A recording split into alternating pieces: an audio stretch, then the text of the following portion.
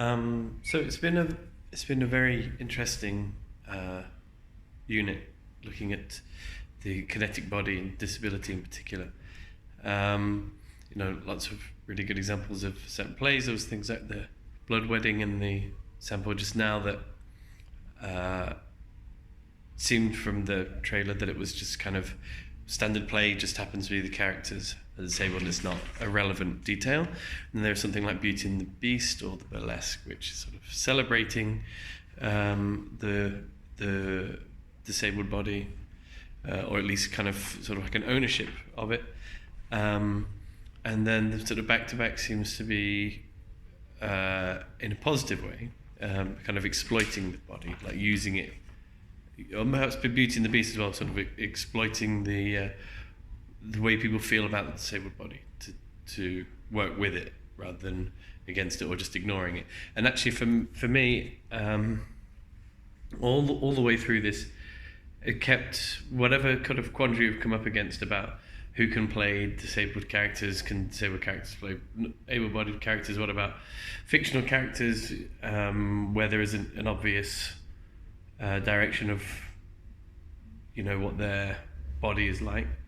I keep running into these three elements, and realizing that it's not as simple as I thought. There's a lot of the talk we've been talking about is who should be playing various parts and why and everything else. And there seems to be, as far as I can tell, three key things, or three what's the word? Three options to think about with the body, but particularly with the disabled body in performance. And so one of celebrating it, exploiting it, and ignoring it. So the celebration would seem that if you were doing a play that was celebrating, or a performance that was celebrating the body, then you're obviously completely acknowledging the disability of the performers, and you're sending the message that this is something of ownership and importance, and the celebration of your body. It's pretty simple. And then the exploitation of the body, which for this purpose we'll talk about sort of positive exploitation rather than negative, using the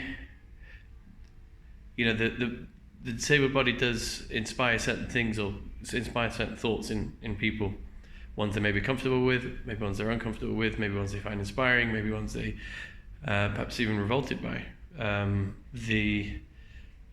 Using that disability to cause whatever the desired sensation in the audience member. It's using it specifically as a tool, let's say exploiting it. It's not necessarily a celebration.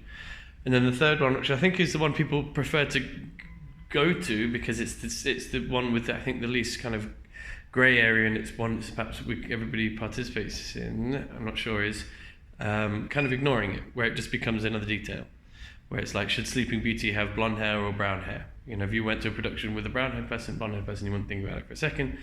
And there's the disabled body,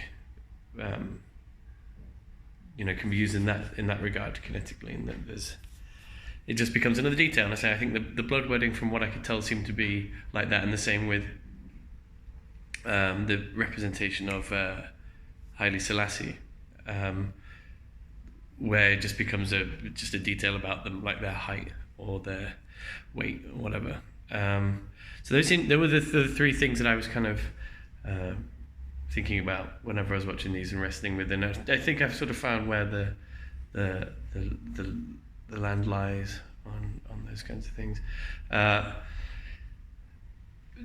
In terms of how this all sort of relates to learning skills, a bit different to what I thought it would be, because I thought it would be something to do with the kinetic body in terms of doing something that you find difficult.